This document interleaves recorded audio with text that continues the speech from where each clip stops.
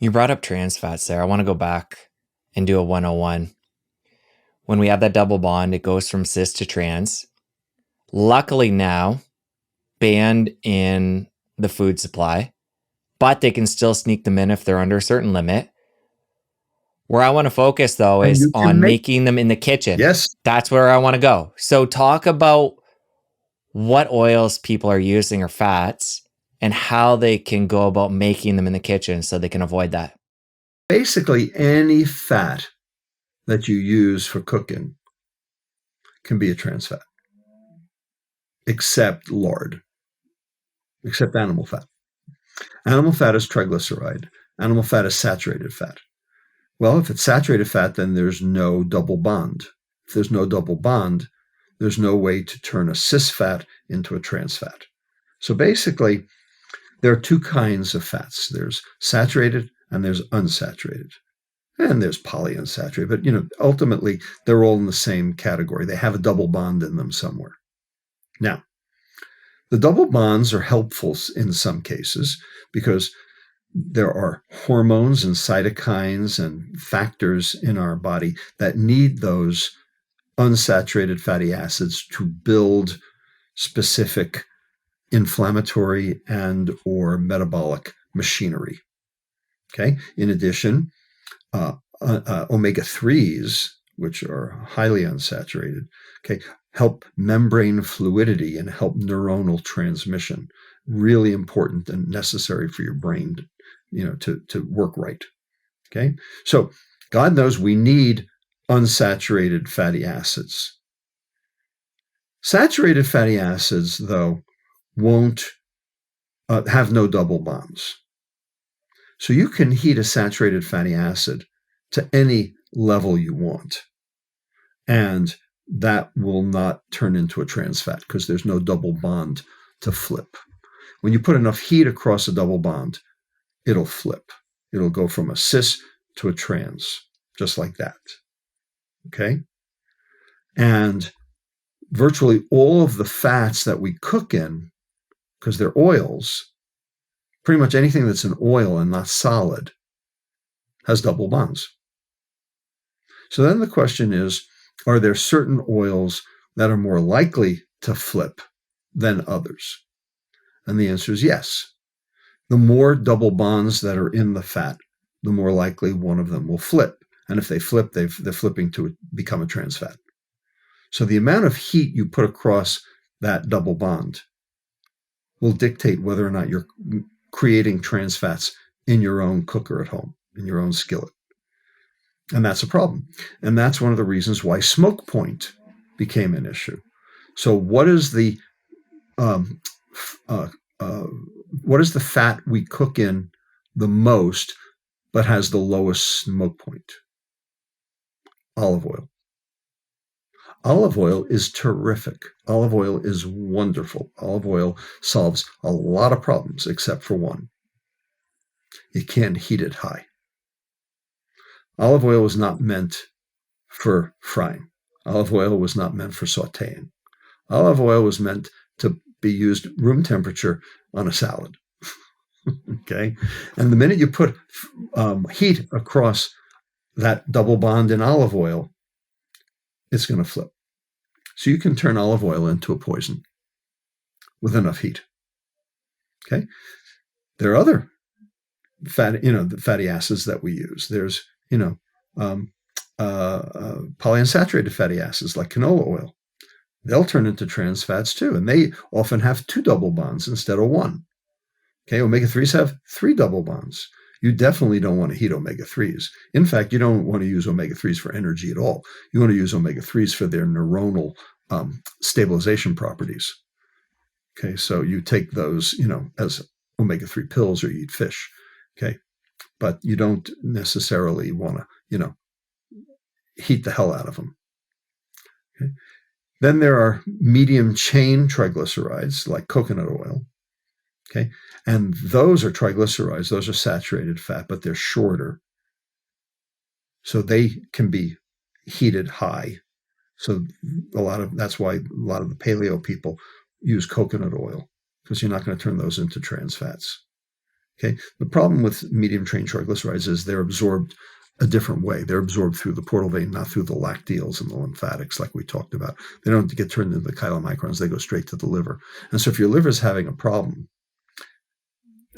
medium chain triglycerides will hit them hardest, fastest. And that can be a problem. So it's not like an automatic that medium chain triglycerides are good. Depends. Yes, no.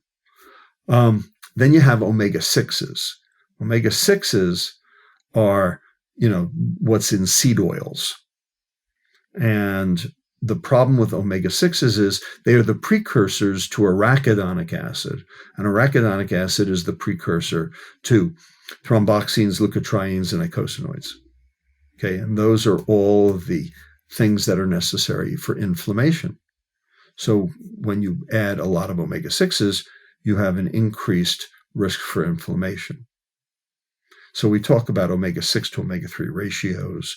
Bottom line is, if you're consuming too many omega-6s, you're setting yourself up for inflammatory response.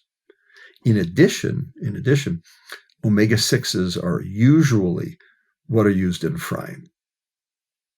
And so you get a lot of trans fats. So you can, because those omega-6s, you can flip those double bonds. They have a higher smoking point, and they're cheaper, like soybean oil.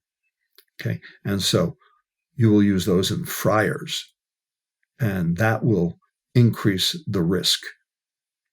And so of metabolic disease, because you've basically turned those omega-6s into trans fats. So number one, they're precursors to inflammatory cytokines.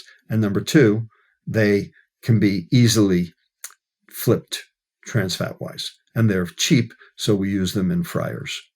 So omega-6s tend to be problematic. And then, of course, trans fats themselves are, the absolute worst because they're already bad. So different fats, different effects, different risks. Everything's different.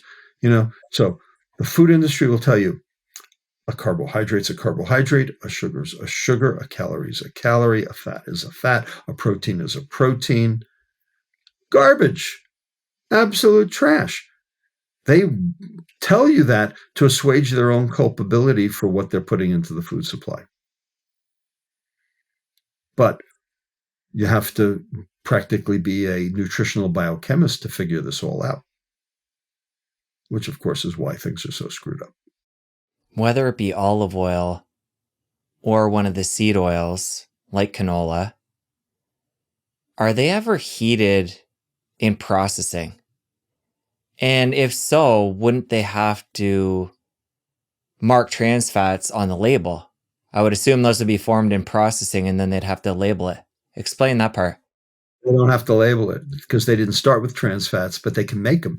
So there is a machine at your local ultra-processed food manufacturer, and it is called an extruder. Okay? It's what makes Cheetos. Did you ever wonder how you got from corn to Cheetos? That's how, in an extruder. And in order to force the stuff through to give it that puffy, cheesy flavor thing, and make these, long, things that look like, little orange poops. You have to force them through at high temperature through an extruder. And that extruder has such high temperatures that they can take the fat in the recipe, and because of the high heat, they can end up on the other end as trans fats. Because you didn't add them to start with, they don't have to report them at the end. So if you look at the bag, it won't say whatever trans fats were acquired during processing. Nope. Wow, I didn't know that. What about oils like canola oil? Because I've heard they do some pretty crazy stuff processing those oils, including deodorizers, and go through a whole process. So we don't know enough about what happens to those and what it ultimately, whether it changes their character and whether it changes their functionality and whether it changes their metabolic risk. But yeah, you have to do a whole lot of things to all these oils to make them even palatable. I am not, unfortunately, an expert in that. So I don't know all the things that are done. What I do know is that what happens to food in your kitchen is possibly more dangerous than what happens to food at the food processor. Question regarding the seed oils. If they're unheated, you're no expert on what they're doing in processing, but would you use them in your own kitchen without heating them? Things like canola oil. Yeah, I do. I mean, I'm careful with them. I tend to use more olive oil and avocado oil and sesame oil and peanut oil. I would say those are my 4 go-to oils in general for preparing food and cooking. There's people talking about a connection between the seed oils and insulin resistance. Have you ever seen that in the research? Well, so the question is, what happened to the seed oils? Were they heated or what? There is a terrible movie going around on Vimeo or on the internet. It might be on YouTube too. And it's called The Big Lie. And it's all about seed oils. And it's basically 4 talking heads talking about seed oils. That seed oils are the devil incarnate. Okay. I think that spent seed oils, that is, seed oils heated up to ridiculously high levels, either because of sauteing or frying or extrusion. Okay. Those are terrible. But I'm not sure that an omega-6 fat at baseline is truly the bad guy. Okay.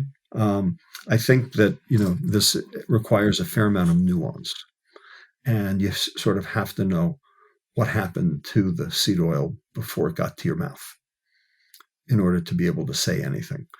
And that's not what this movie says. And so I'm a little worried that, this is misinformation, and I don't think it's disinformation. I think they're, the people who are in this movie are telling you what they know, but I don't think it's necessarily correct. If you enjoyed that clip, you're going to want to head over here and catch the full episode. I'll see you over there. Insulin is the bad guy. I can't say it any simpler than that.